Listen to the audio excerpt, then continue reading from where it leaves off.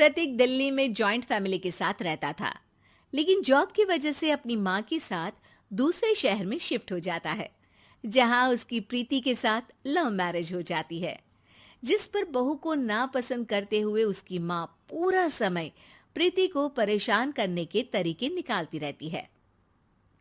प्रीति, कहाँ हो?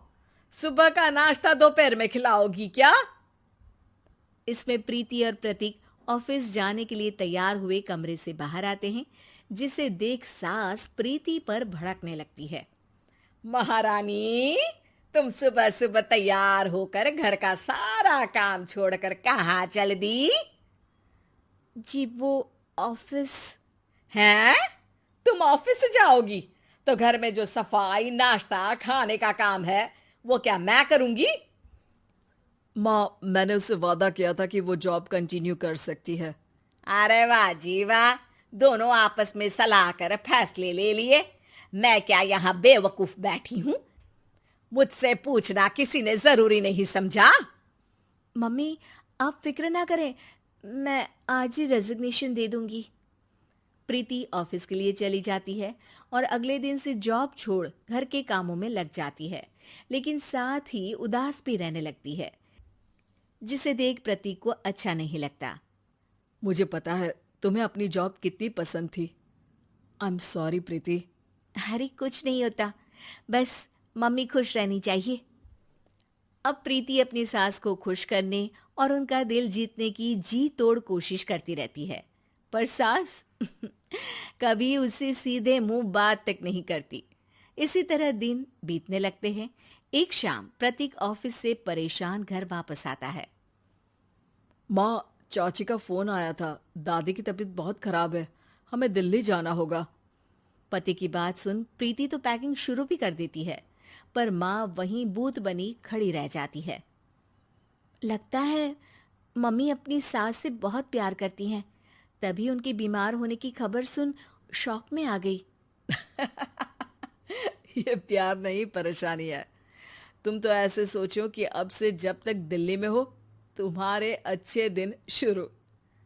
अच्छा, ऐसा क्या है दिल्ली में? वो तुम्हें कुछ ही घंटों में पता चल जाएगा। सास के रिएक्शन और पति की बात से कंफ्यूज्ड प्रीति दोबारा पैकिंग में लग जाती है, जिसके बाद कुछ घंटों का सफर तय कर तीनों दिल्ली पहुंच जाते हैं, जहां घर के अंदर पहुंचते ही लोगों की भीड़ देख प्रीति परेशान हो जाती है। हे भगवान, इतनी भीड़! प्रतीक, कहीं तुम्हारी दादी को कुछ हो तो नहीं गया ना? पागल, ये भीड़ नहीं, मेरा परिवार है। क्या? इसे तुम परिवार कहते हो? अरे इसे तो जिला घोषित कर देना चाहिए। तुम्हारा परिवार का तो अपना पर्सनल बिग बॉस बन सकता है। हैरान परेशान प्रीति परिवार वाले सदमे से बाहर निकली भी नहीं होती कि सिर पर पल्ला रखे शांत तरीके से सबके साथ बात करते हुए अपनी सास को देख उसे दूसरा सदमा लग जाता है। हाय राम, ये मम्मी का ऐसा भी कोई रूप है? ये तो मुझे पता ही नहीं था। ये तुम्हारी सास का ससुराल है। तभी प्रतीक की बहन बोल पड़ती है। यहाँ आपको ऐसी ऐसी चीजें देखने मिलेंगी जो सपने में भी सोची नहीं होंगी।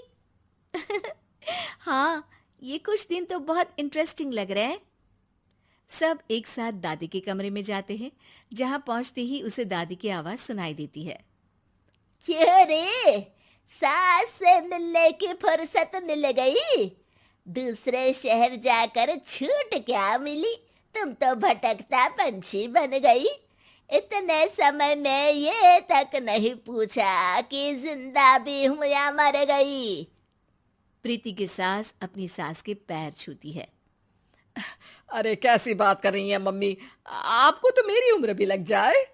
अरे बस कर, ये झूठी उम्र देने वाली बातों का दिखावा ना कर।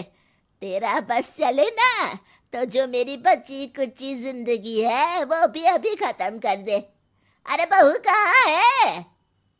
इस पर सास प्रीति को दादी से मिलवाती है। दादी प्रीति को बहुत प्यार देती है। क्यों बहू, तेरी ये सास परेशान तो नहीं करती ना? अगर करती है तो अभी बता दे, मैं इसकी क्लास लगा दूंगी। अरे कैसी बात कर रही हैं माँ जी, भला मैं क्यों किसी को परेशान करूंगी। प्रीति अपनी सास का ये रूप एंजॉय कर ही रही होती है कि तभी चाची वहां आकर प्रीति को अपने साथ ले जाती है।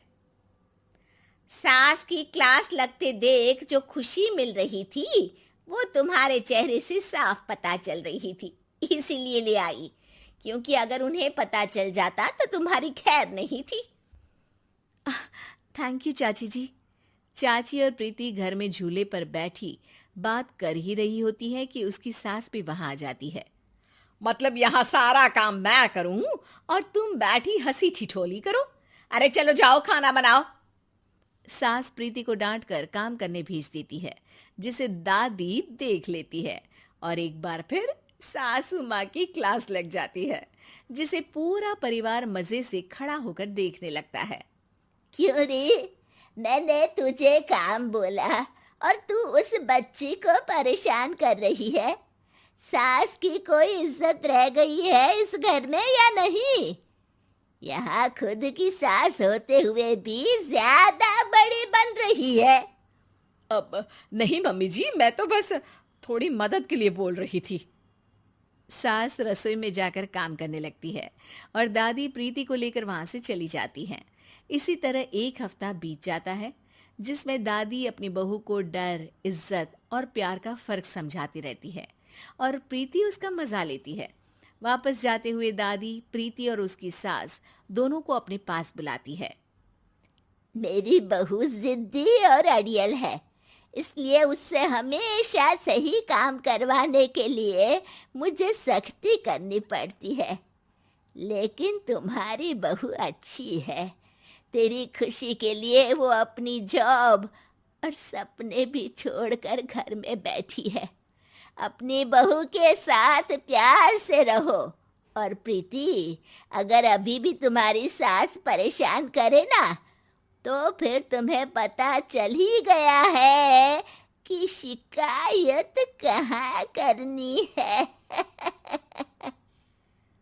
जी, अपनी सास के ससुराल में उनकी सासू माँ के पास।